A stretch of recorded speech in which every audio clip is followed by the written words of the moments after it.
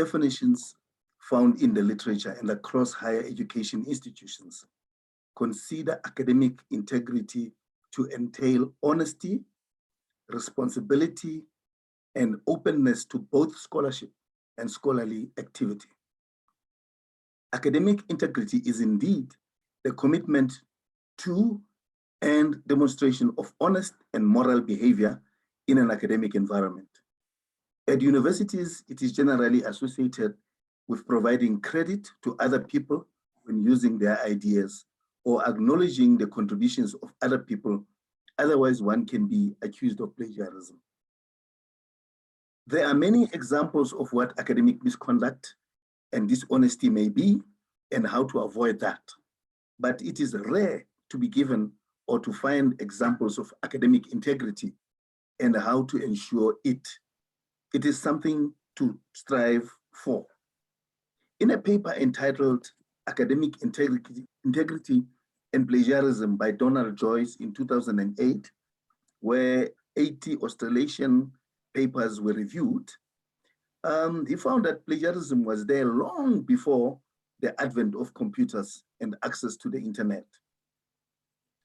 He proposed assessment design, education of staff and students, use of detection tools, academic integrity policies, and disciplinary processes as the multi-pronged approach to fight plagiarism. Much more recently in India, Dinesh Kadam in 2018 affirmed that creating awareness and educating people on academic integrity are imperative. The purpose of this webinar is therefore to create awareness, provide a platform of discourse, and engage on matters of academic integrity. We are fortunate to have three esteemed scholars to present their thoughts today on various aspects of academic integrity. We have Prof. Minrich Rief, who will be presenting the health science perspective on integrity and quality in research. We also have Professor Anna Marie Pelso, who will present on the socio-economic perspectives on integrity and quality in research. And we also have, finally, Prof. Nenesi Khabi, who will be presenting on ensuring quality and integrity of research output. Colleagues, I'm reminded of a story of a man who was praying to God for money and fame. Another one comes and laugh at him and say, I always pray for honesty, integrity, and other noble qualities in life, and not for money and fame. This man responded by saying, very well, sir, one always asks for the things they don't have.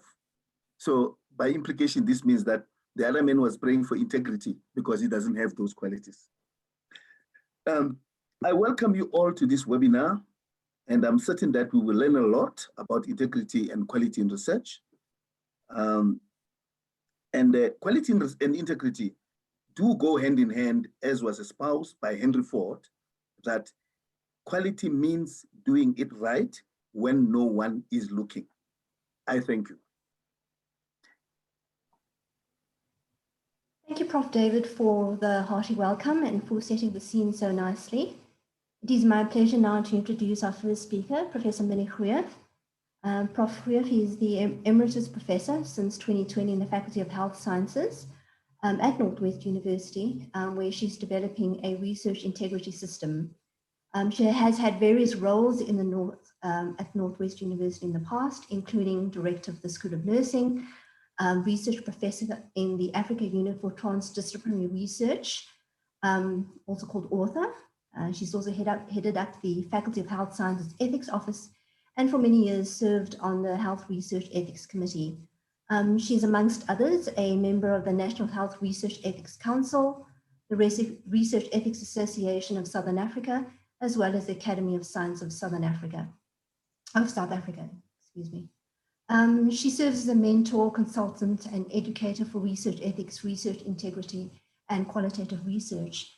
And today she will be presenting on the health sciences perspective on integrity and quality research. Prof. Rief.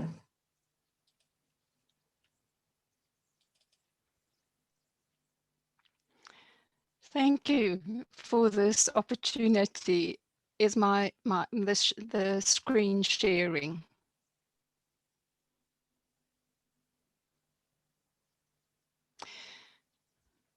Can I just confirm that the screen is sharing?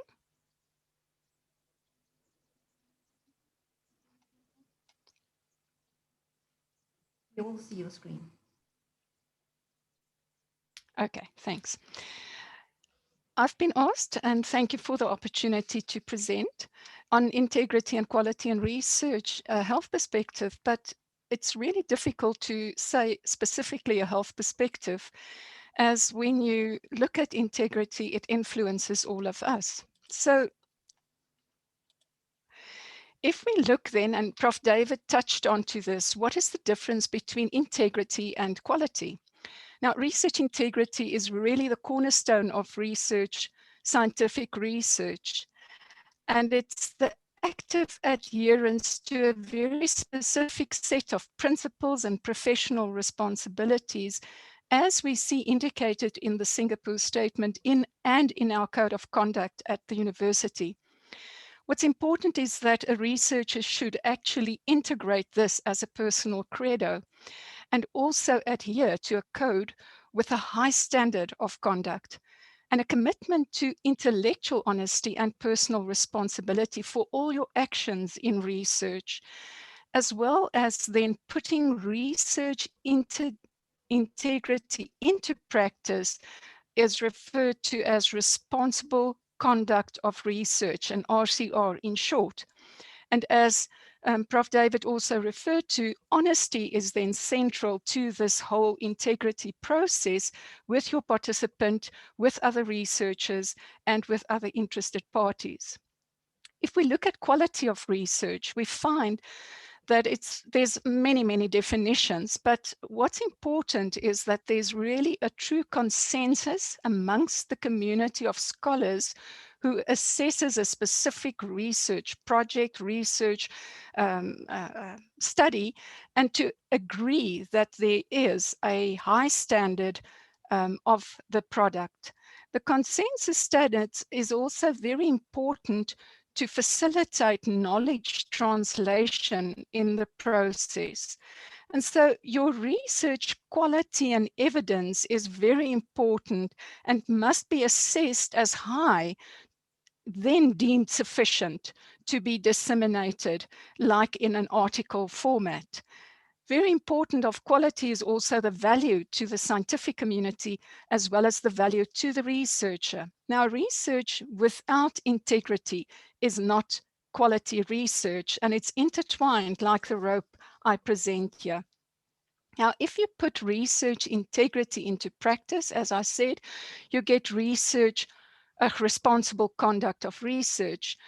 That is making research integrity visible to other people that's in the field, and also so that scientific investigation is with responsibility and integrity through an awareness and application of this established professional research norms and standards and very specific ethical principles in conducting research.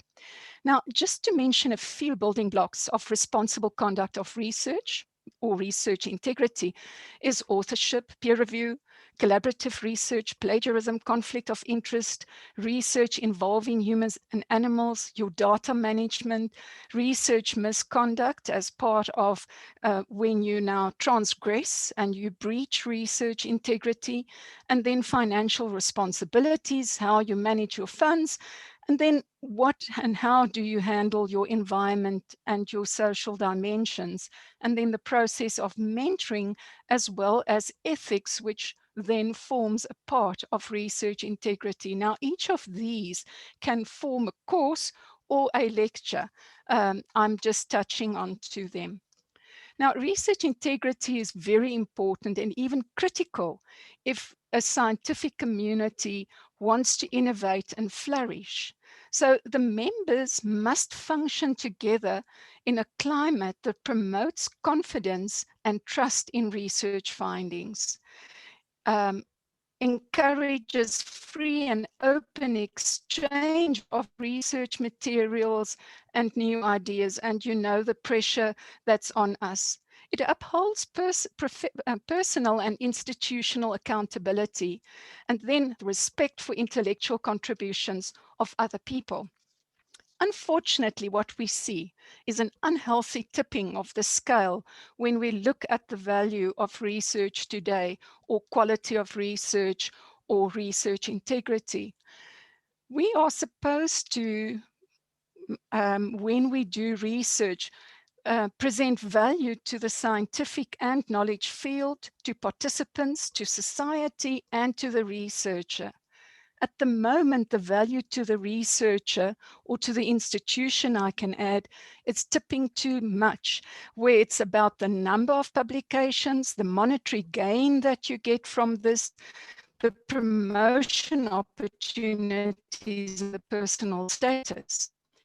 What really then happens is that integrity goes down the drain because of publish and perish being very important. And worldwide, there's a great concern about this.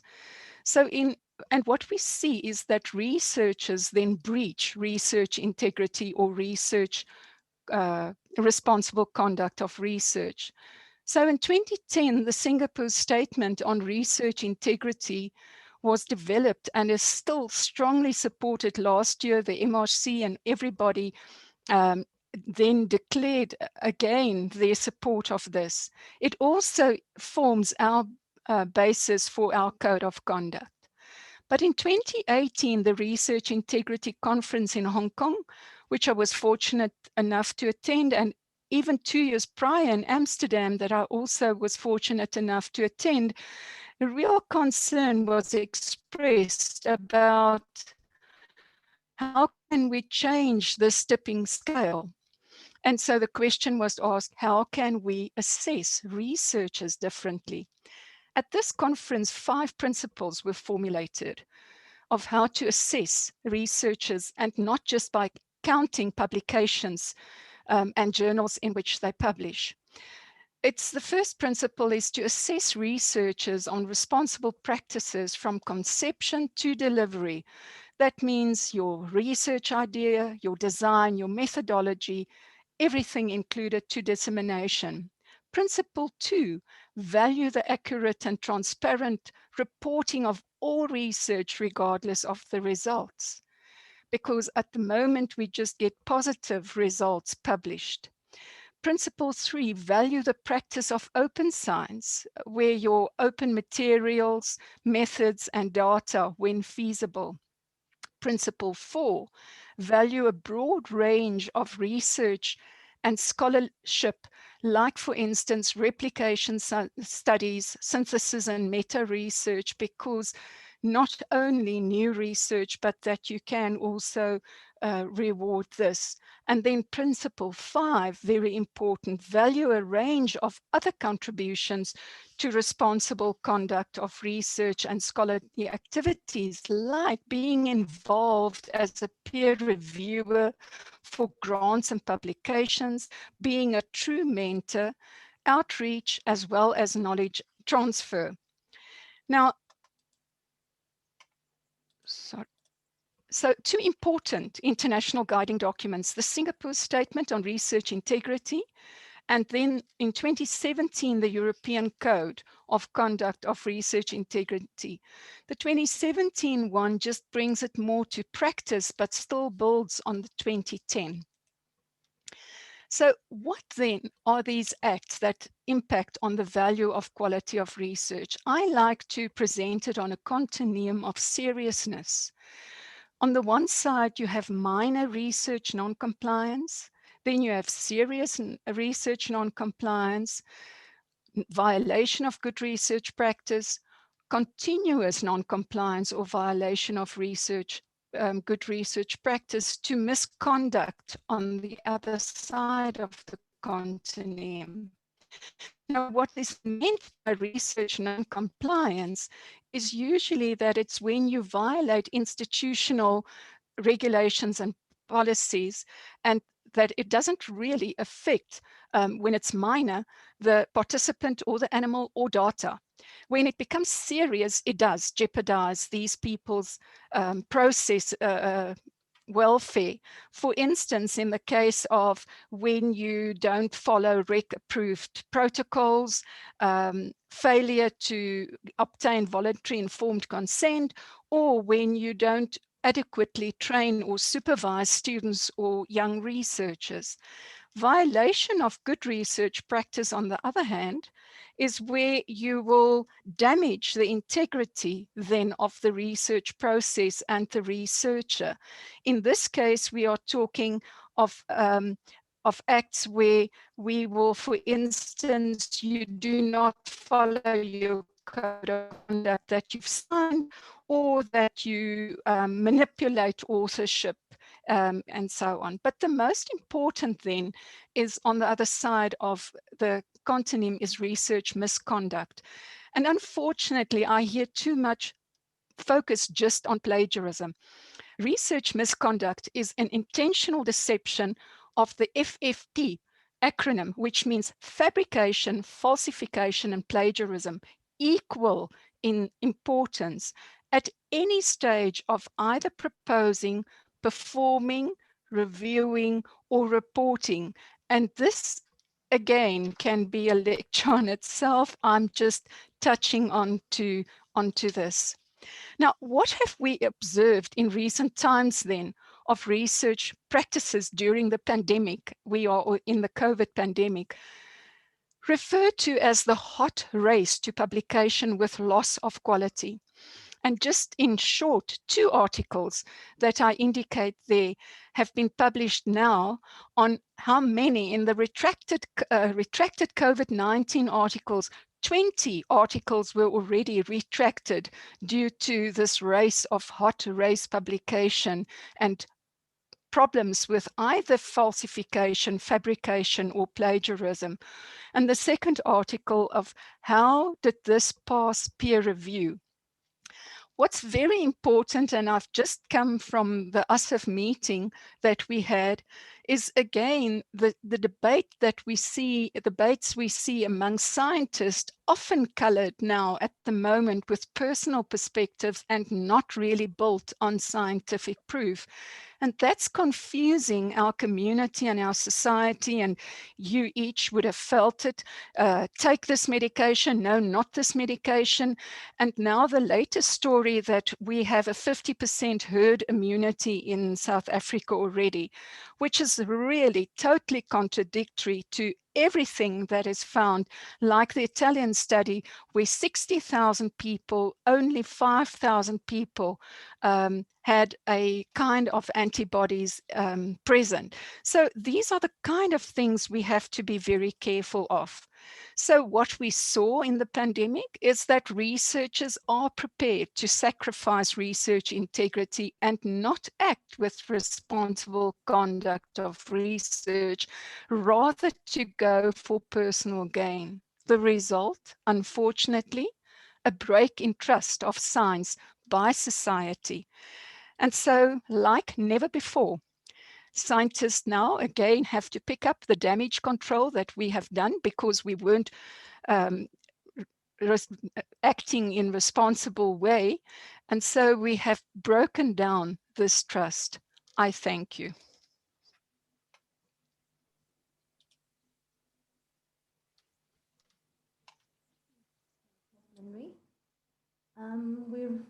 The participants are welcome to insert their questions in the Q&A. Type their questions in. Are there any questions from the other panelists for Prof. Minri?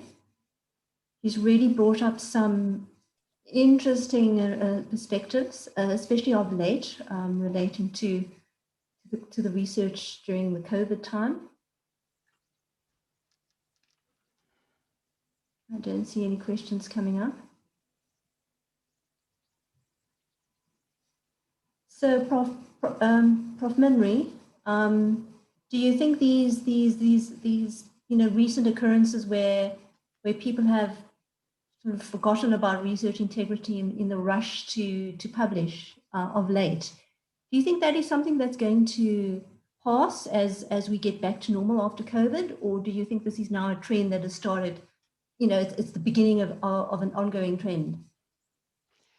There is a great concern, even if you, in many of the webinars that I attended and I listened to internationally, people are really concerned about the trend, and even people talking about that they saw that they could handle ethics in a lesser way. Shortcuts in ethics was a lot of the words used during webinars. We could quicker. We can see how they push, for instance, vaccines. We need this, but this whole race to vaccine and treatment, people are jumping certain processes, and that's why we saw some of the vaccine developments withdrawn, on hold, and then introduced again. So there is really a risk, and so that's something that we at the university must be really aware of, that we do not fall into this trap and this rat race of tipping the scale of, again, number crunching and publish or perish, and we lose the quality of what we are doing. Indeed. Prof. Minru, I have two questions. There's one from Pietra Bester. What is the process when research integrity is questioned in a publication or during a research project?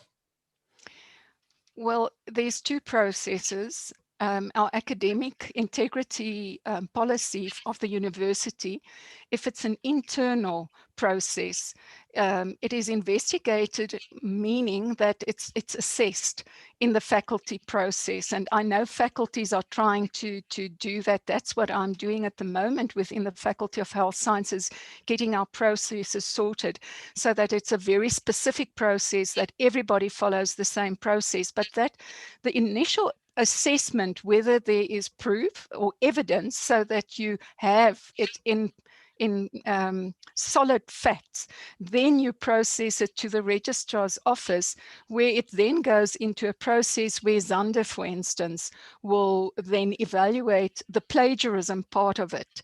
Fabrication and falsifications falls more within the faculty process, and then you have to find your specific context before you refer it to the registrar. In the case of external plagiarism, and I can say that there is a case that we are investigating at the moment, it's more difficult, because that then is the faculty that takes on the external plagiarism when the author is from another institution, and then the registrar and people and culture can't do anything to that researcher, and it's a much more extensive process. So yes, even for that, I'm busy in the process of writing an SOP of how to handle it, learning from the lessons I'm going through at the moment. Thank you, Prof. There's another question from Prof. Janetta Duplessis. How can faculties ensure research integrity? Does management have what it takes to ensure this? I believe that we should do much more training, like these 5 webinars is a start towards that. I'm very open about this. I think our present academic integrity policy has got too many holes. There needs to be much more body into it for research integrity as such. So I think we have to upgrade our policies. We have to upgrade our faculty processes. And because if faculty processes don't run effective, it falls flat when it goes into the system for the registrar or people and culture.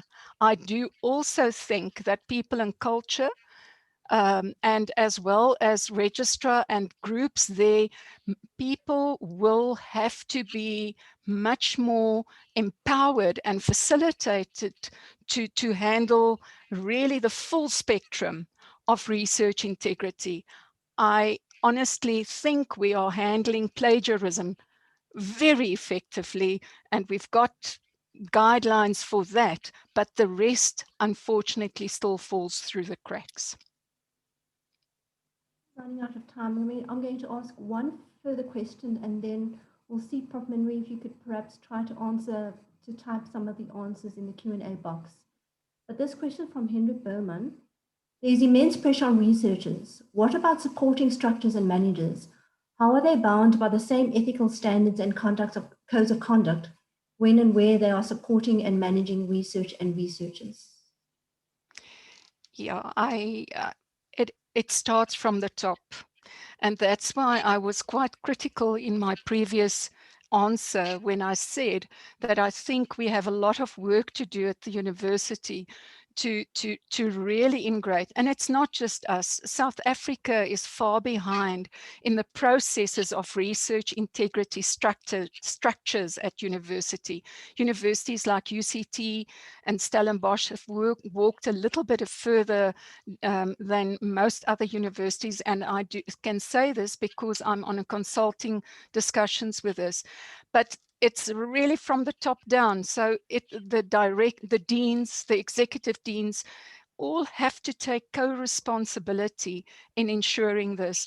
And that's why, for instance, in the Faculty of Health Sciences, Prof. Janetta, already last year, we started in 2019, presenting research integrity courses, and we've now integrated it into our research ethics training. It starts off with a research integrity morning session before we go over to research ethics. And that's just part of, for instance, how management in our situation, Prof. Avi and Prof. Janetta, took responsibility to start with training. And the next is that, yes, I'm appointed at this stage as an emeritus professor in post-retirement, and to get the structures in the faculty in process. And it is really taking a lot of time to do that. Hopefully we will get there and take and help and offer support to others as well. Thank you, Prof. Minri, for your very clear presentation and for taking these questions. I think we'll try to type in the rest of the answers for the questions we couldn't get to. But next up, we have a presentation from Prof. Nanesi Khabi. She's the Director of Research Support at Northwest University, but also an extraordinary professor. And her research areas are environmental sustainability and hydroclimate science. She couldn't be with us live today, but we do have a pre-recorded presentation for all of you, which will now be put up.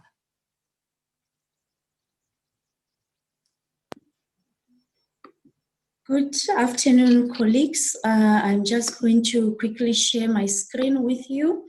I am going to just briefly focus on ensuring quality and integrity of research output.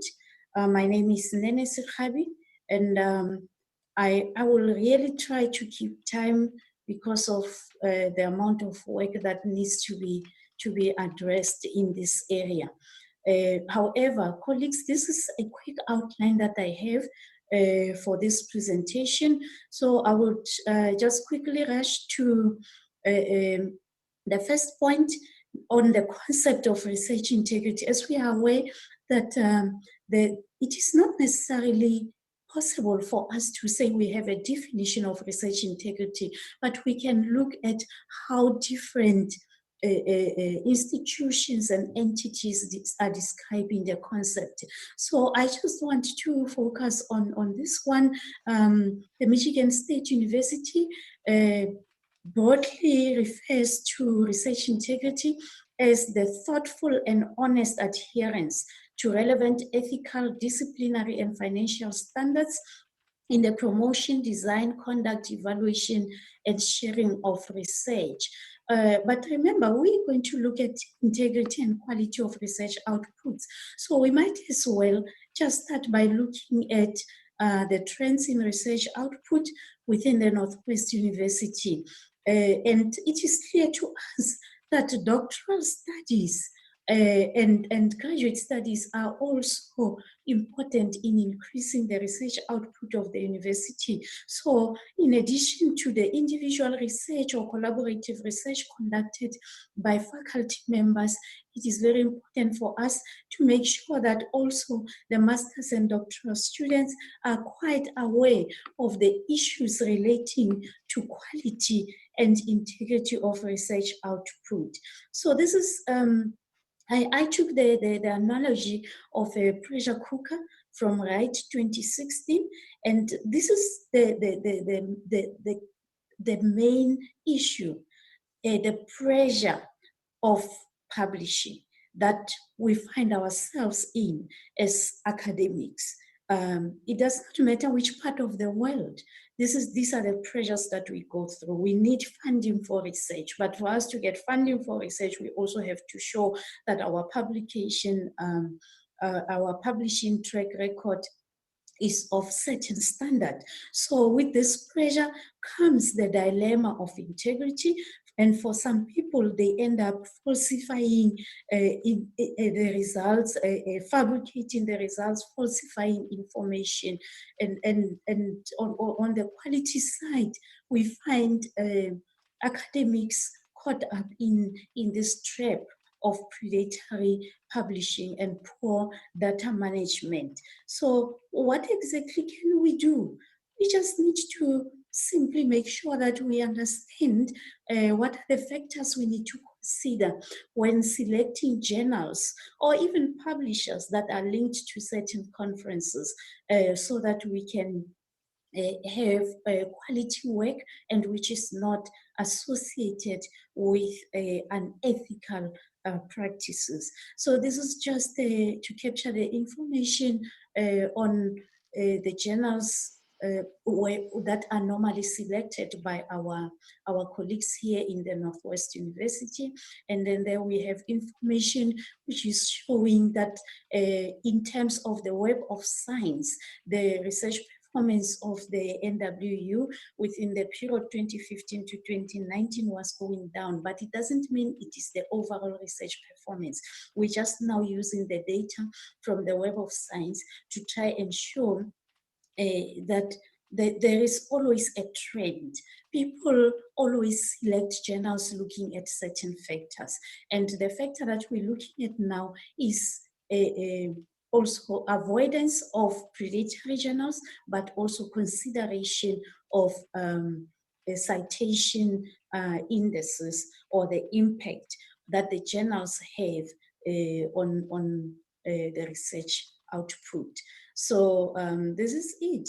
The other people are using impact factors or related indices. So this is just, in summary, the journals that are citing Northwest University authors that are linked to the Web of Science, and we can see that our authors in the chemistry and related and astrophysics and related journals and environmental sciences are publishing more in these types of journals, and they are getting cited there. But you can see that the normalized citation impact per annum has been going down for the NWU authors in this Web of Science. Of course, we still have the top cited documents in the fields of environmental science, as I have indicated, in astronomy, and we also have in the medical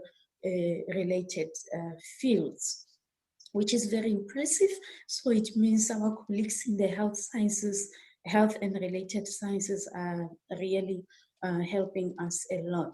Now here we have like the NWU authors that actually outperform the citation rates of different journals. So colleagues, I'm going to skip a few slides here due to time and come to this issue of open access and peer review. These processes can help us actually to ensure integrity of our research. And you can see a decline for open access. We only have data for 2 years, and you can see a decline in the number of articles that we have that are open access. And of course, we can identify with this because of the high cost of open access publishing. And I also use this slide to plead with the NWU management to support open access publishing more. Of course, we have our researchers that are top cited and they are known all over the world in their fields for that, and that is something commendable for our university. We are even able to analyze whether our recent and old material is being cited. But now there's this aspect of funding agencies, because funding agencies nowadays also come up with a condition of open access publishing. So I suppose that our colleagues will be able to budget for open access publishing when you request your funding from your funding agency. So ladies and gentlemen, we move to point 5.2 on research collaborations. For us to ensure integrity of research output, we need to engage more on research collaborations, because this is where even your methods, as you go through the process, would get, you will get the input from peers and from people of different expertise and different fields, making an input into your methods, your approaches, and this will help also to ensure integrity of our research. We shouldn't wait until when we submit to journals and then we start getting queries on the integrity of our work.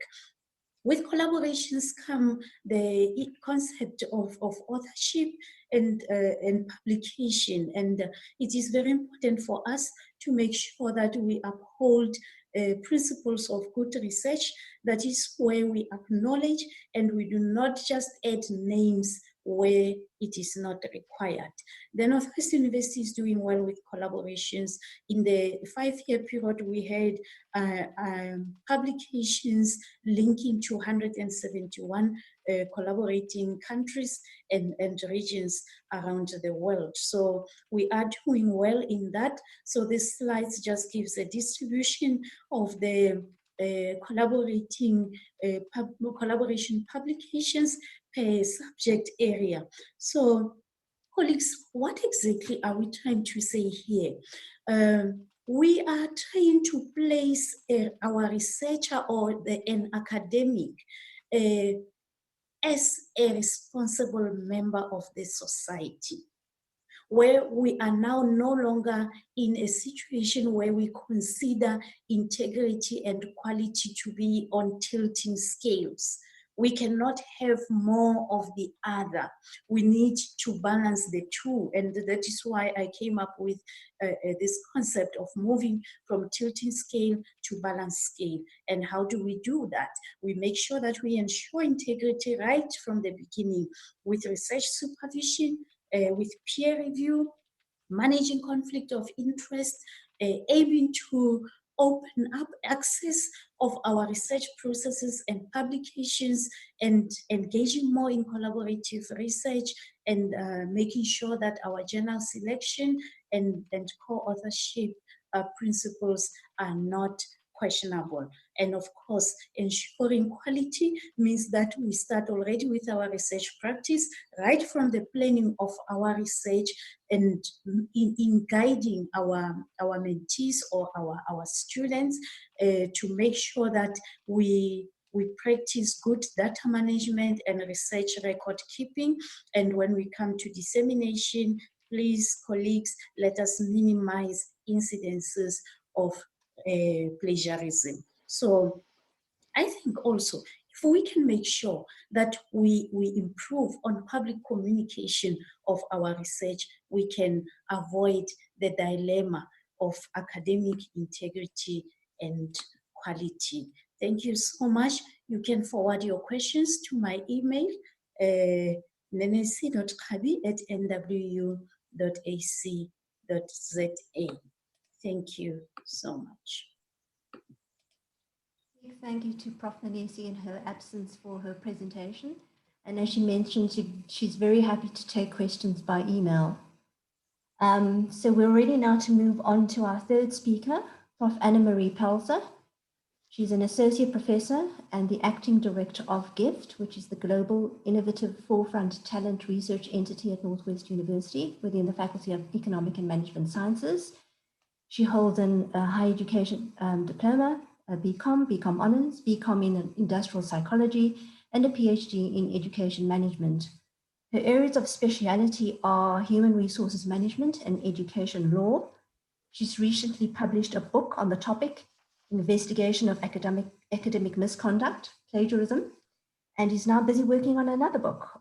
This time, the topic is the influence of the fourth industrial revolution on talent management. So Prof. Anne-Marie, over to you for your presentation.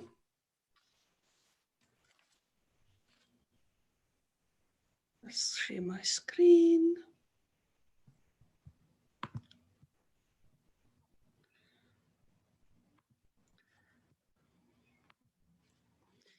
Good day, everybody. I wonder, is my screen been shared?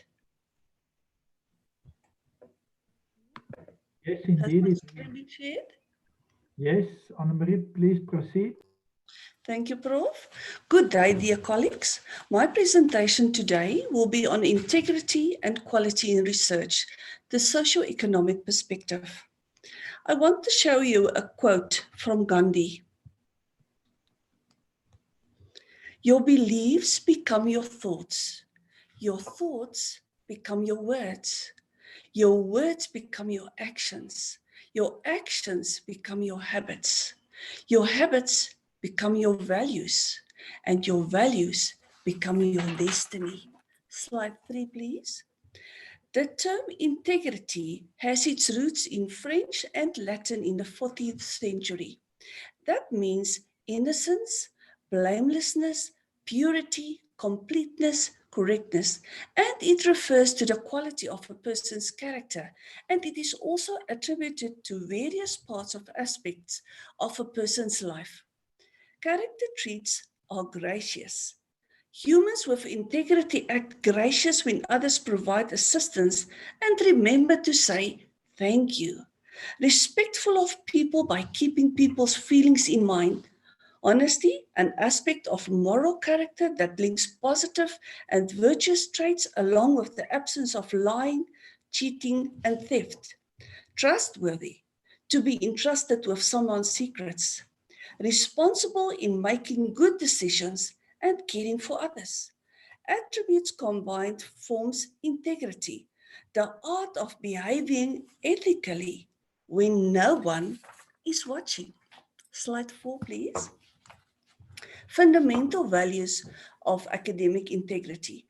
The following are values of academic integrity, and when researchers are performing research, they should adhere to the following values. Intellectual honesty in performing and reporting research, thus honesty with respect to the meaning of one's research. Accuracy in representing contributions to research means representing one's own contributions to research and not to report the work of others as if it were their own. Fairness in peer reviews means that the researchers should agree to the peer reviewers only, when they can be impartial in their judgments. Collegiality in scientific interactions, communications, sharing of resources, and cooperative interaction. Transparency in conflict of interest occur when the individual has interest in the outcome of the research that may lead to a personal advantage. Protection of human subjects who volunteer to participate in the research means gaining proper consent.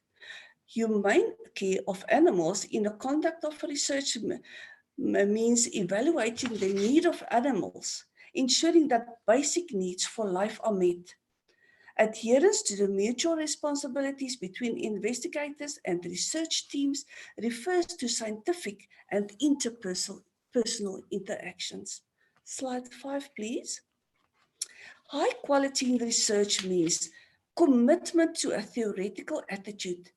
which is the aim for objectivity and putting aside personal beliefs and judgments with the goal of learning the truth.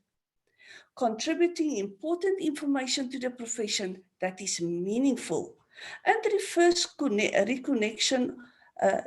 reconnection of guiding interest as it provides value to the profession through understanding. The researcher is knowledgeable about the subject area and other related research and can interpret and critically analyze data. Clear understanding of a simple system and open to questioning and revisions, withstanding questioning and criticism. Conclusions have rational logic and are supported by evidence. Response to challenge, the ability to defend research and conclusions.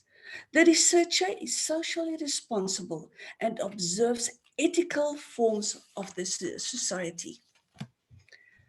When one is doing socioeconomic research, the following are prescripts for doing that kind of research. First of all, professional standards, a set of practices, ethics for a particular professional group, and then research users. Not all can do research and not all can do research at the same time. Compliance with the laws, policies and regulations, professional qualifications which impart knowledge, understanding and practical experience to the learner to enable the learner to apply the knowledge in a practical manner in a professional practice.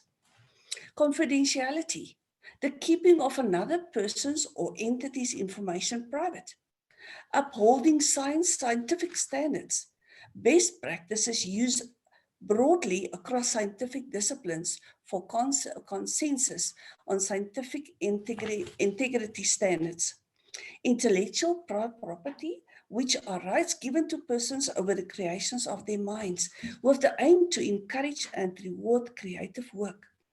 Research ethics, as it governs the standards of conduct for scientific researchers and adhere to ethical principles to protect dignity, rights and welfare of research participants. Sorry, that's slide 6. Nee, yes. Avoidance of social and personal harm, an overriding aim of socio-economic research that the results should benefit society, either directly or by generally improving human knowledge and understanding danger as a primary personality trait. Slide 7, are we now with slide 7? Research misconduct consists of falsification, fabrication, and plagiarism. Falsification is the act of deliberately lying about misinterpreting something. It is manipulating research materials, equipment, or processes, or changing or omitting data, or results such that the research is not accurately represented in the research record. Fabrication in research is the intentional misrepresentation of research results by making up data, often reporting on experiments that were never conducted. Plagiarism is the kidnapping, as in the words of Prof. Frans Wanders, the kidnapping of another person's ideas, processes, results, or words without giving appropriate credit. Slide 8, please. Social responsibility. Social responsibility is an ethical theory in which individuals are accountable for fulfilling their civil duty, and such actions must benefit the whole of society and not that person alone. In this way, there must be a balance between economic growth, that is slide 8, economic growth and the welfare of society and the environment.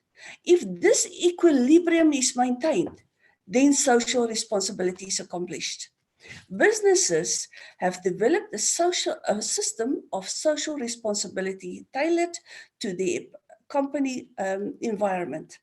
If social responsibility is maintained within a company, then the employees and the environment are held equal to the company's economics. This ensures the integrity of society and the environment are protected. Socially responsible entities are conscious of the trade-off between economic development and the welfare of society and the environment. They therefore refrain from socially harmful practices and contribute to activities that are socially beneficial. Companies can demonstrate social responsibility in a variety of ways, such as donating funds to education, arts, culture, and underprivileged children. Slide 9, please. The effect of unethical research on community participation. This lack of consistency might lead to differing perceptions of the value of research on interactions, which may affect the willingness of researchers to do their work, funders to support it, care providers to act on existing evidence, and the population to embrace the findings.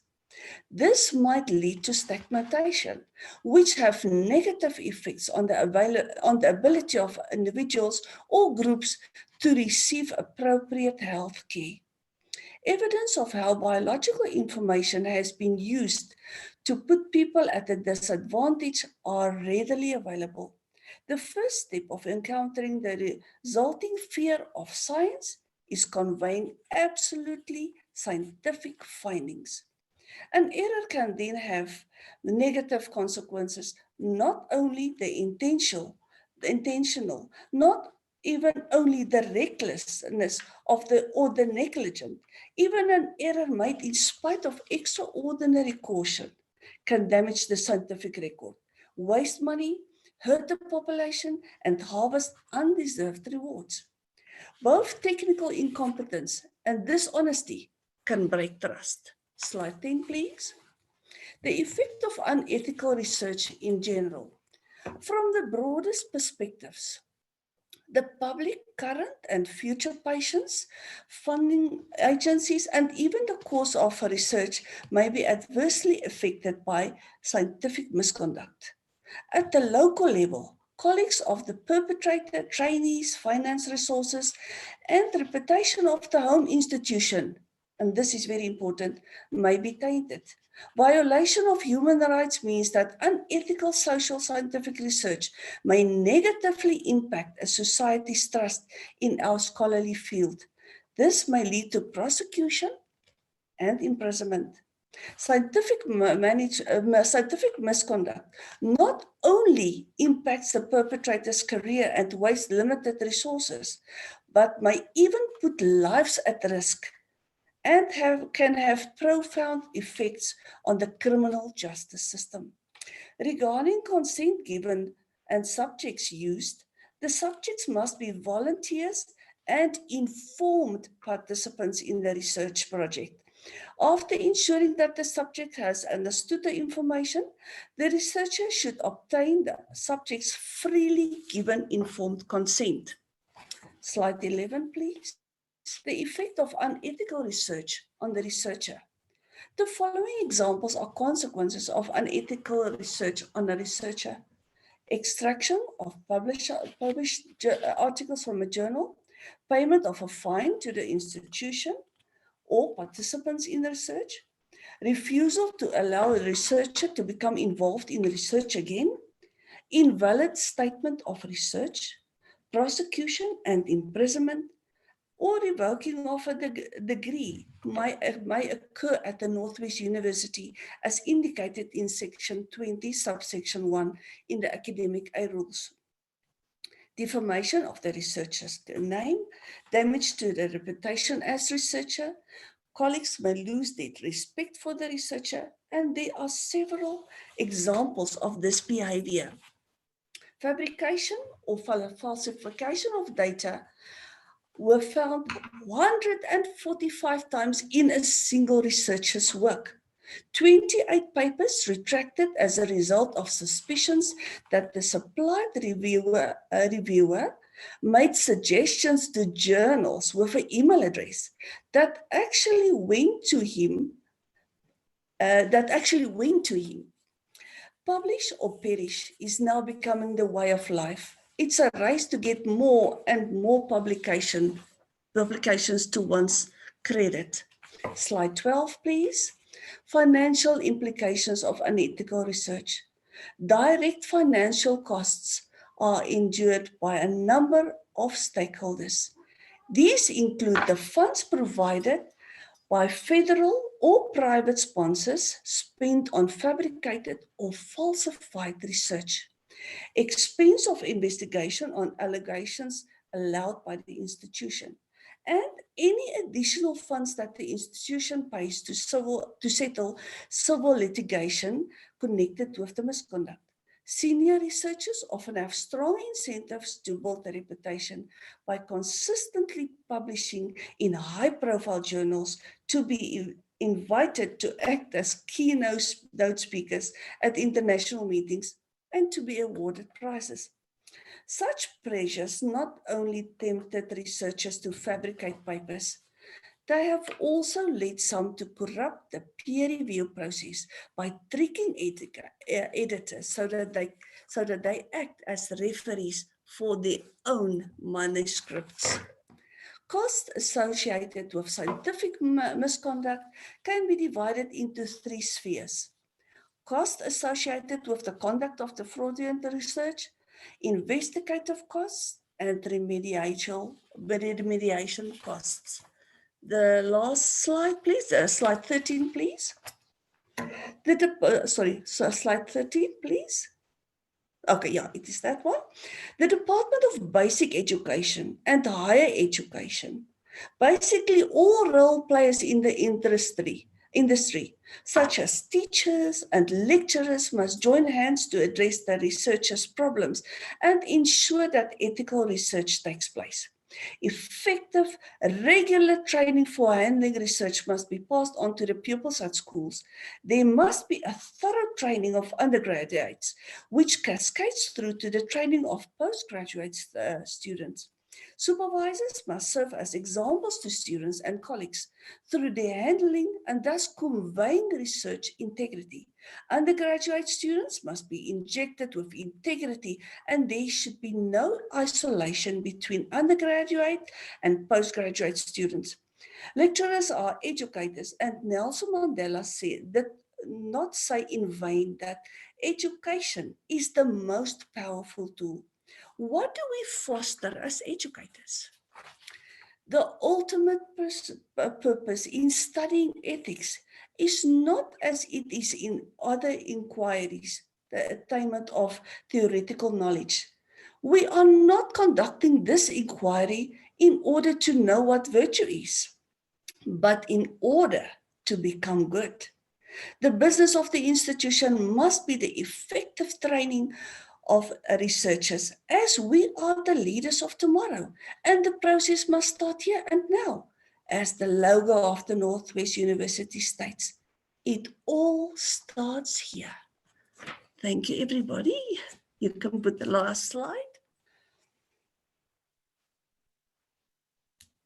Thank you so much, Prof. Anna-Marie, for a very thorough and indeed inspiring presentation. We have actually run out of time. I don't actually see any questions in the Q&A box, but I think Prof. Anna-Marie, you're welcome to take any questions offline if there are any that come up. But ladies and gentlemen, colleagues, we do have a quick poll that we'd like you to complete. There are 4 short questions that we'd like you to answer. Going to be appearing on your screen right now. There we go. We'll just give you a couple of minutes to submit that.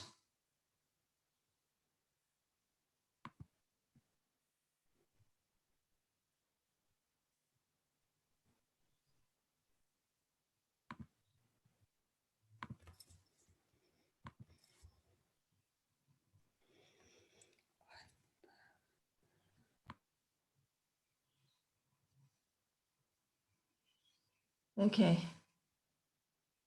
All right. I think that's enough time. Has everyone managed to complete the poll?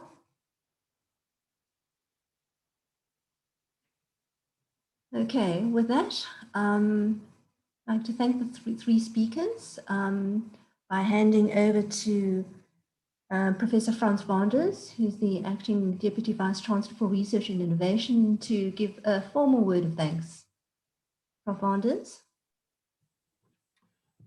Thank you very much, Dr. Janine.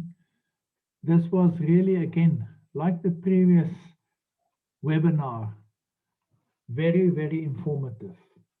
We started with Prof. David announcing, then we had Prof. Minri talking about responsible conduct of research, publish or perish. Actually, that is now a familiar term. All three ladies alluded to that. And it might be time to look at the 5 principles Prof. Minri mentioned to ensure that we keep on integrity and we keep the quality. I think that's very important. And then, of course, the FFP principle is also very important: fabrication, falsification, and plagiarism. And Prof. Anna-Marie, here is your book. I liked reading it. Maybe it's time for the next 2 books on fabrication, falsification, because there is often uncertainty in committees where we sit. These are debated. When is it falsification? When is it fabrication? So that's also a very important issue. And the reason why I say this is because of the socioeconomic aspects. We need to publish relevant information, real information, our own work, and to ensure that the community gets the benefits. We do the research, but the community must also get the benefits. And then, of course, Prof. Nanesi asked about open access. Indeed, some way to go to ensure that. With that, I want to thank everyone who attended. I want to thank the 3 speakers in particular, and enjoy the rest of the evening. Thank you very much.